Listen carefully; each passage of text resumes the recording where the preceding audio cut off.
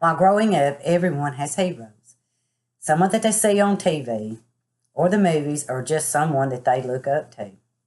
I've had many people in my life that I had admire, but the person that has had the most influence in my life is my father, Ira Myers.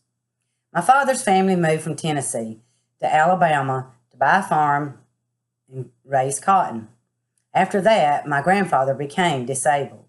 My father was the oldest boy, so he had to quit school and take care of the farm. Even though he was very young, this was his responsibility. He had to become a man before he became a teenager, and I admire him from that. At 30 years old, he was still farming and taking care of his parents. Then he met my mother in church. He had a funny sense of humor, and he loved to aggravate her all the time. She was only 15 years old when they got married, and he loved to tell us that he robbed the cradle because she was so young.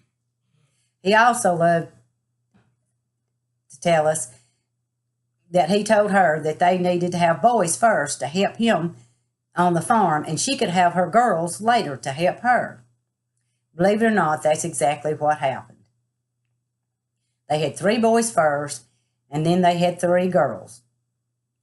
But the funny thing is, us 3 girls had to help hoe and pick cotton just like my brothers did. Farming cotton wasn't easy. My father farmed with a pair of mules and the old-timey equipment. He worked hard from daylight till dark every day.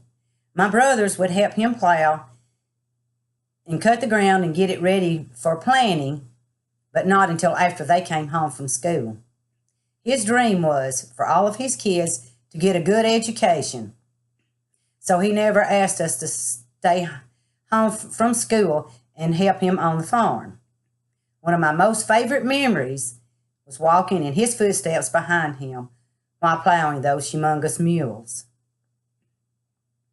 I watched my father wish he had more to offer his family all my life.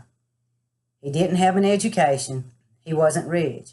He couldn't give us things that other people had, but he did provide everything that we needed.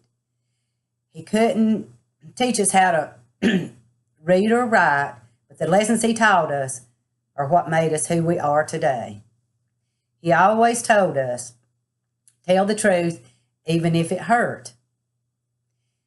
Don't never take nothing that belongs to someone else. If you find something and you know who it belongs to, give it back, because that's the same as stealing. Treat others as you want to be treated.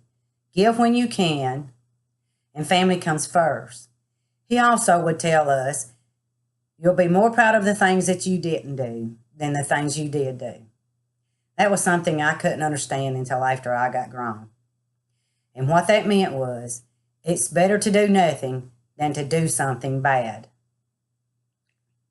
I will always look up to my father. I'm thankful for not having everything that I wanted. I'm thankful for having everything that I needed.